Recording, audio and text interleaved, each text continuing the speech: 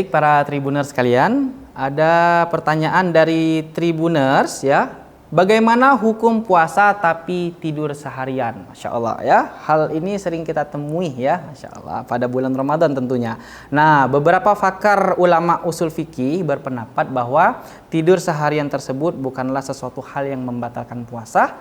Namun ya, kalau misalnya orang yang tidur seharian tersebut ya sampai ia melupakan sholat 5 waktu, itu bahkan merupakan dosa yang sangat besar, bukan lagi hal yang membatalkan puasa ya, tapi ini merupakan dosa yang sangat besar.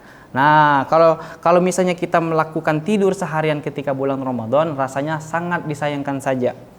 Yang seharusnya momen Ramadan ini dalam 30 hari kita lakukan untuk beribadah kepada Allah Subhanahu wa taala ya, dengan mengerjakan sholat, membaca Al-Qur'an dan lain sebagainya, tetapi kita hanya rebahan saja di atas tempat tidur. Maka hal tersebut sangat-sangat disayangkan bagi diri kita semua.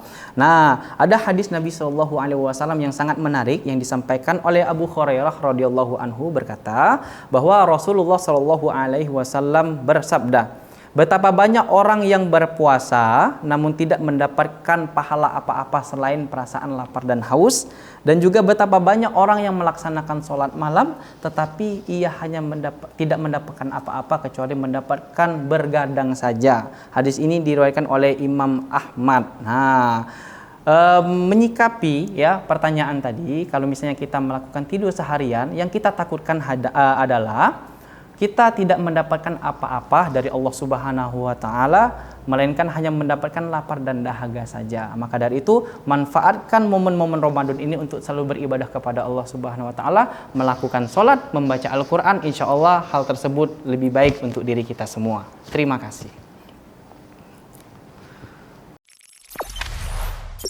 Jangan lupa subscribe, share, komen, dan like ya.